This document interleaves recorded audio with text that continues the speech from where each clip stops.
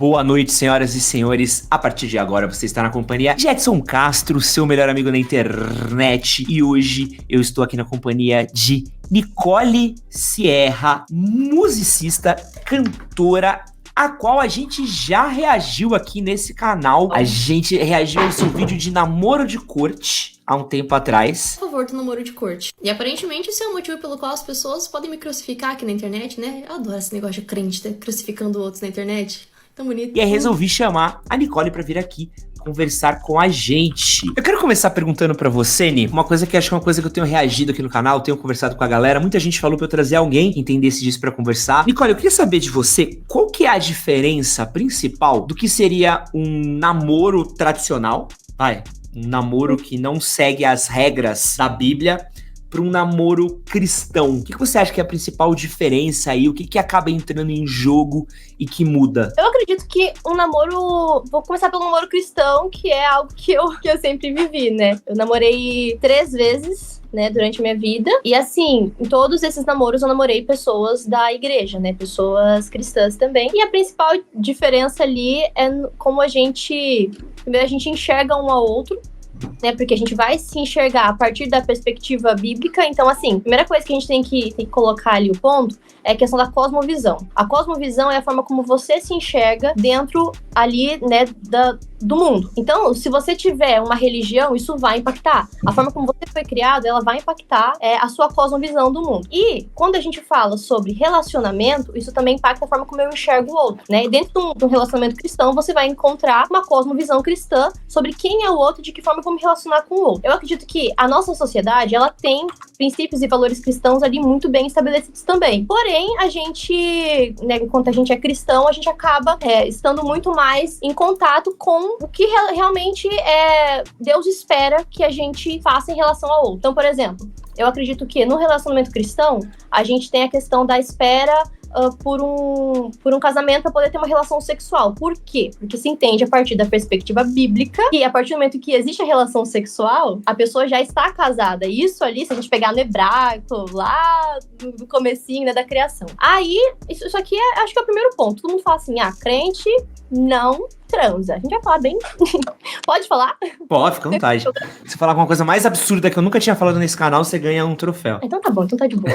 Mas, a primeira coisa que todo mundo pensa o namoro cristão não transa. Mas por que não transa? Por quê? Porque você entende que se você vai casar diante de Deus, no princípio espiritual mesmo, porque a Bíblia fala o quê? Que quando o homem ele sai da casa dele e se une à mulher dele, eles se tornarão uma só carne. Ali uma só carne, não é assim, vamos dar um abraço. Não, uma só carne começa a partir do momento em que há relação sexual. Isso aí é um princípio bíblico, tá na Bíblia isso. E aí acaba sendo um princípio espiritual também. O relacionamento cristão, ele não tem a relação sexual, a princípio, né? Por conta da forma como a gente se enxerga. Mas a maior parte dos cristãos também não tem muito essa noção, né? Não sabe por que estão fazendo as coisas e só seguem cegamente, né? Eu vou fazer uma dúvida minha aqui.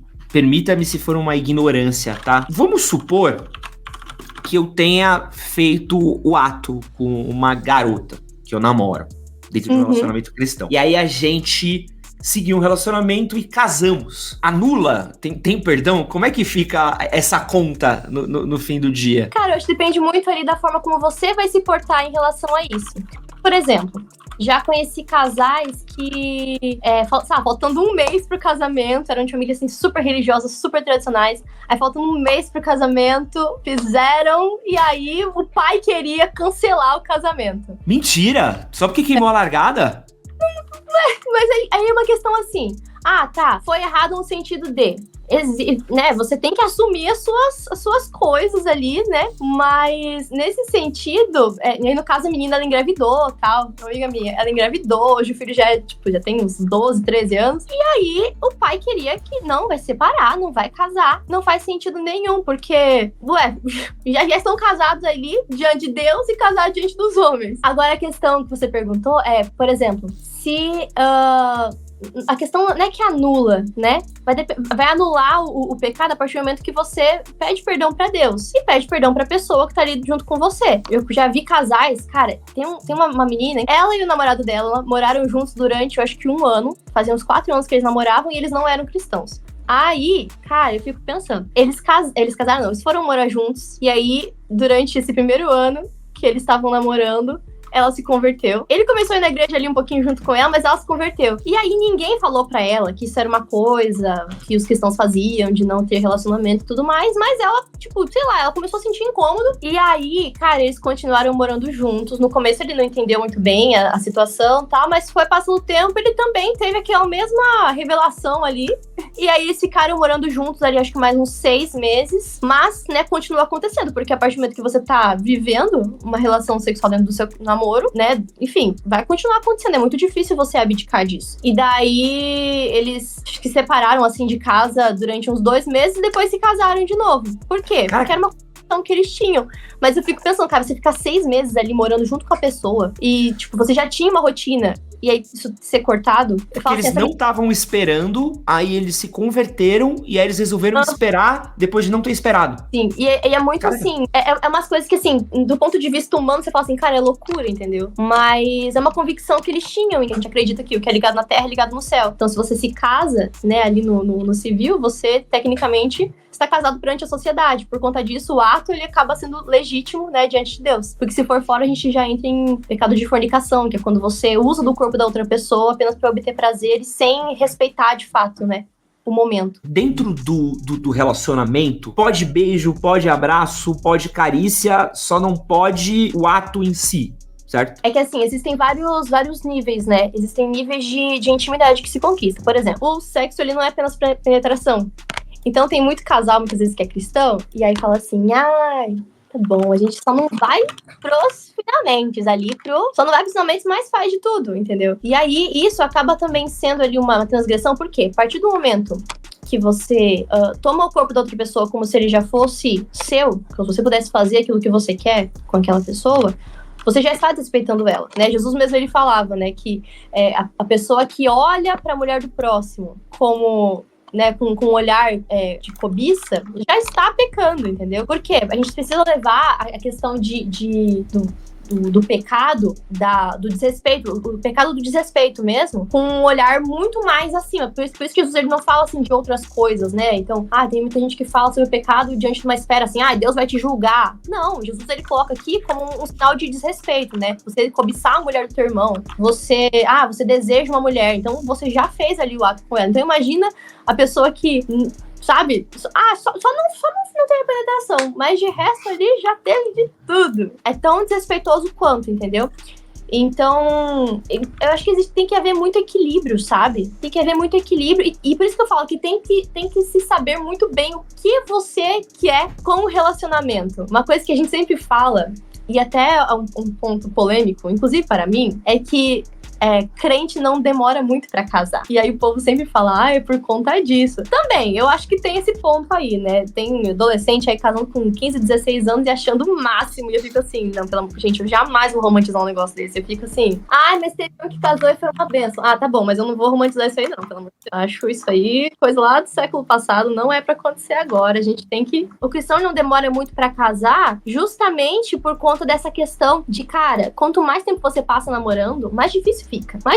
Porque assim, é fisiológico, entendeu? Não dá pra gente pegar e falar assim, a gente consegue matar a nossa carne o tempo inteiro. Não, é fisiológico, é uma coisa que é completamente natural. As pessoas, elas demonizam muito o sexo. Mas o sexo, ele foi feito de uma forma boa por Deus. A primeira coisa que Deus fala pro homem e pra mulher ali, a Bíblia não deixa mentir, tá bem aqui do meu lado.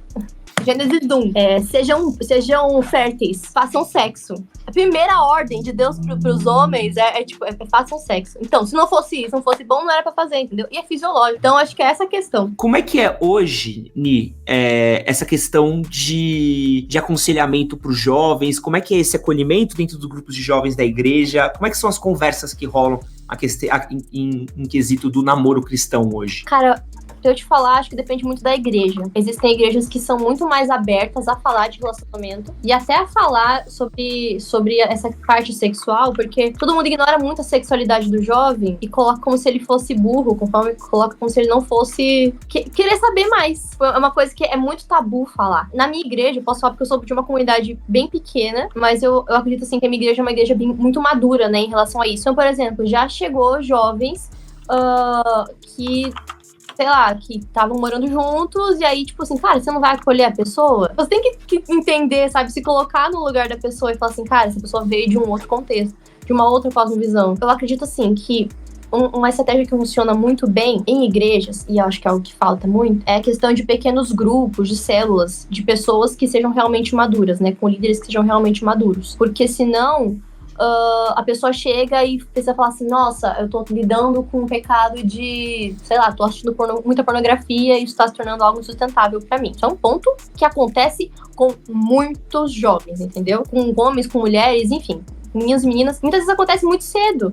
E aí, o adolescente ali, sei lá, de 12, 13 anos, ele não chega pra conversar. Por quê? Porque tem vergonha, sabe? Então, assim, eu posso falar porque eu sempre tive na minha família, minha mãe sempre foi, assim, muito aberta. E, tipo assim, ó, tudo que você quiser perguntar, você pergunta pra mim, etc e tal. Então, sempre foi algo, assim, muito de boa pra mim. Mas eu sei que em outros casos não foi. Então, por isso que eu falo que, às vezes, na igreja, a gente precisa buscar aconselhamento.